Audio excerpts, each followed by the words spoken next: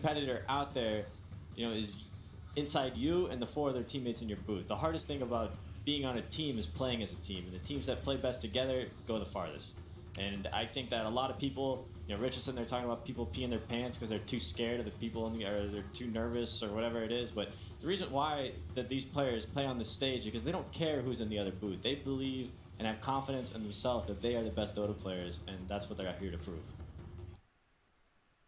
I think being a part of a team is almost like a relationship, and there's sometimes that there's just things you can't come back from, and that's why changes are necessary. Sometimes things don't mesh, sometimes there's tension between players. There's so much that can go wrong in Dota. It's such a high-stress game, and it's not always clear-cut what went wrong. Like, 2 different players on the same team can have a different perspective of why you lost a game, and that just creates so many natural ways to have tension between players. Sorry to interrupt, but we got a dynamic going on here. EG's dipping into the reserve time. Enchantress still in the pool, but secret ban Leshrac. So will EG have another answer for this first pick Enchantress, or is Bulba going to ban it? And I'm sure the Tidehunter came as a bit of a surprise ban as well, right? You don't oftentimes see this in the first 3. It's a strong hero, but Secret decides they just don't want it in the game.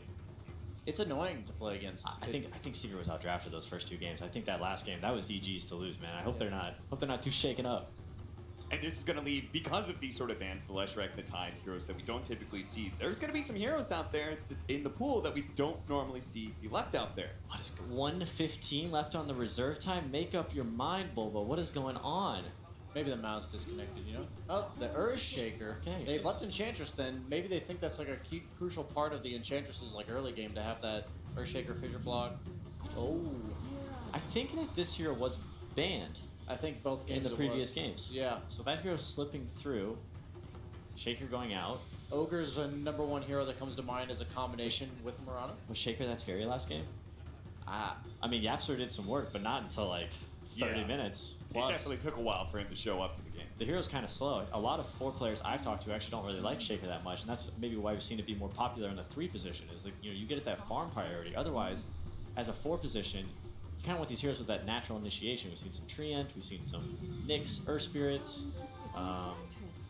these ranged heroes, Pod and Wind Ranger. They don't really need this 2K gold item that they're like, oh guys, I'm gonna farm top lane for a bit. They just keep going and going and going. And Shaker kind of needs a little startup, and EG's actually gonna get the Ench here on 2nd pick. I think this hero's fantastic. Now going to be enabled by the Shadow Demon, 2nd pick. They kind of block picked this Ogre, right? With the double purge. We talked about with the Magnus Empower early on in the tournament. You can purge the Empower, and I think we've seen the Enchantress against the Ogre where you just purge the Bloodlust. Yeah, forget Ogre. That hero's kind of a cool first pick for some teams because they're willing to play it on 3 or 5 or 4. But once it gets past this first phase of the draft and nobody goes for it, I think the hero kind of loses a lot of. You might be able to pick it. EG could potentially pick it out the 2nd phase. Do you think Mirana fulfills that role already? That kind of flex first pick that gives you a lot of options. I think when you first pick Mirana, I think that you've already committed to that hero being a 4 position. Okay, there's no other options for you. The hero just doesn't really have great matchups. I think we saw Fnatic. I mean, they beat my team with it, but a lot of people beat my team with a lot of things this tournament. But we saw Fnatic play it on the safe lane. Most teams, I think, put it mid lane. We had Fada playing it quite a lot for us as well. It's just, as the draft progresses, you're never thinking oh, Mirana's getting he's becoming such a better mid laner this game. It's it's kind of this hero you pick maybe 8-9, and you just say, okay, go mid, arrow the range creeps, you catch up, do some jungling. And you've got a nice pairing with it to be a 4 position, right? This 3 position Sand King, great combo. Yeah, it's a strong